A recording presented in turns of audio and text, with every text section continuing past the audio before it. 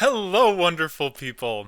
In this video, I'm going to be covering my progress of working on a science fiction novel, as well as the main things that I've learned from this process. As you can see, I wrote about 192,000 words in the course of a year, which translates roughly into about 16,000 words per month, or 526 words per day. When I started this project in November, I was doing the NaNoWriMo challenge, and I ended up writing about 57,000 words in the month of November. That created a consistent writing habit that turned into about 20,000 more words through the end of the month. And then I hit this plateau period until finally on April 17th, I began tracking my daily word count using an automated script that I set up. After April 17th, I was tracking the amount of time I was writing as well. When I was sitting in front of my computer working on Google Sheets, I wrote around 9.42 words per minute, which equated to roughly 565 words an hour. This is a really interesting metric because my goal was to write 500 words a day for this time period. Additionally, during this time period, I was tracking my mood. When I rated my mood as rad, which was 52.6% of the time, I wrote roughly 771 words on those days. Meanwhile, good days, which was about 36.9% of the time, I wrote even more words, 807 in fact. Finally, about 10% of the days I rated as meh, and I wrote about 258 words on those days, showing that either writing makes me feel good or feeling good makes me write. Perhaps both are true in this case. As far as days of the week go, I wrote the most on Wednesday, Friday, and Saturday, which really shows that writing is an extracurricular activity for me. I was only setting aside a couple hours a week to do this project, and it's amazing the results I was able to capture. So what are the top things that I learned from this experience? Probably the most influential thing that I did during this entire year of progress was set up the scripts that allowed me to track my word count every single day. Knowing that I'm going to receive an email at the end of every single day that tells me exactly how much progress I made, or the lack thereof, has been incredibly motivating, and it's gotten me to write so much more than I would have normally, because I constantly am being reminded of the goal that I set for myself. If you're seriously considering being a writer, I really recommend setting up the scripts that I did, because it only takes about 15 minutes, and it's going to motivate you to be working on your project and making it happen on a daily basis. The second biggest thing that I learned, shutting off the inner critic is essential to the creative process. What do I mean by shutting off the inner critic? Well, it's kind of that little voice in your head that's saying, "What you're writing isn't good." Stop focusing on what you've written and start focusing on what you're going to write. Third piece of advice I got from Neil Gaiman, actually, who's one of my favorite authors. You can sit here and write, or you can sit here and do nothing. And I think it's a really just a solid rule for writers. It's like, yeah, you don't have to write. You have permission to not write. But you don't have permission to do anything else.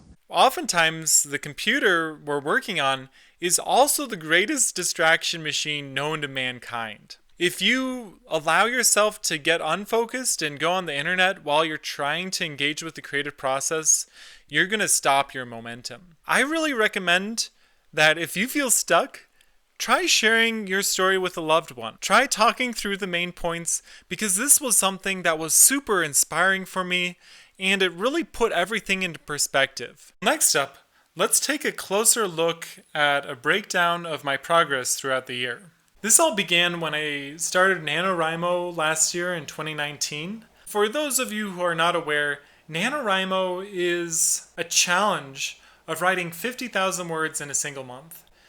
It doesn't really matter the quality of the words. All that matters is to get yourself to write every single day on a consistent basis. To be honest, I had really low expectations for NaNoWriMo, but I ended up completing the challenge on November 28th, so still with 2 days to spare. Looking back on the draft of what I created, I ended up rewriting almost everything. I basically rewrote everything, let's be real. I didn't really have an outline before going into this. It's just sort of a vague idea of what I wanted my story to be about. And so I ended up writing a lot of prologue that didn't really need to exist. But what did come out of it was a meaningful story and the sense of urgency that I needed to tell it. So after I finished NaNoWriMo, I kept the habit going and I kept on writing every single day. Expression was the goal, and looking back on this month, this is where my real story started. I ended up writing a cornerstone of the novel and really got a feel for what I was going to be doing. By January 1st, I had written about 30,000 more words than my NaNoWriMo goal, which was awesome. And better yet, it was something I was proud of. On January 4th, I got back from vacation and I ended up slowing down considerably. My priorities were shifting. At the beginning of 2020, I had a very exciting opportunity to start a business with a very awesome person, and I ended up really focusing all my efforts on that, leaving very little time for writing. Losing that consistency of writing every single day really slowed down my momentum. I was able to eke out about 5,000 more words before the end of the month came, but after January 28th, I didn't write for over a month. Looking over the words I had written, I wasn't very proud of a lot of it. There was a lot of gunk that I had not gone back and edited, and it felt really overwhelming. This is when I realized I had to throw out a lot of what I had written. I still counted the words as progress towards my goal since they were crafting the universe which I was going to be writing, but I really had to think about, like, do I want to actually pursue this in a long-term sense? But in March, something happened. And that something was the coronavirus lockdown. When the lockdown happened and suddenly I had all this time, I realized I needed to try to use that time to do something, and something outside of just thinking. A lot of work for me is very head-centered. I'm thinking about all these different things, and writing became for me something that was much more heart-centered, where I was focused on feeling emotion and then spilling that emotion out into my writing. But the other key thing that happened was I had a friend come and visit at the end of February. I ended up telling that friend about my story, about what I was thinking to write for this book, and they got very excited and they really got interested in the world that I was developing. That one moment made me consider the value of what I was creating with my story.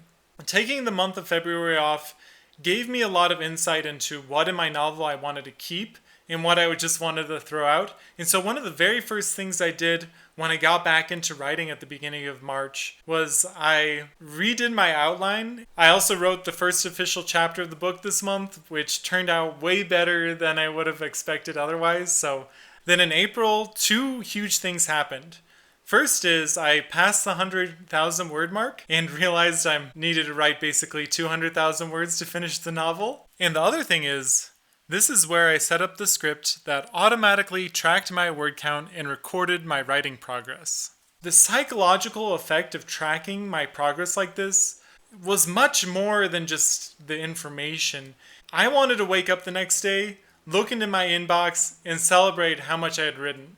So I set the goal of writing 500 words a day, and I started plugging away at it. The thing I noticed most about this time period is that the words I wrote were very high quality. I really felt like I had a story going by this point. Things were starting to fall in place, and it wasn't just a bunch of gibberish crammed together into a book. This weird blip in the data right here is where I took out a section and then decided to add it back in because I wanted to accurately reflect all of the words that I had written for this project. And yeah, since April, there have really only been 2 weeks where I didn't make any writing progress. The first is when I had a major work deadline and was working overtime to complete it. And the second is when I got married. Otherwise, I've been incredibly consistent, and honestly, it's brought me a lot of happiness making progress on such a large project. So what's next? To have a rough draft done by the end of November is my goal, and that puts me on track to basically have finished this novel in a year and a month. I will be delighted if I can finish the final draft of this novel in the next year. And I plan on making another video when that happens. So if this video was fun for you to watch, seriously consider subscribing, and there will be more writing videos in the future pertaining to writing progress and tracking your stats. Thanks for watching, and I'll see you in the next video.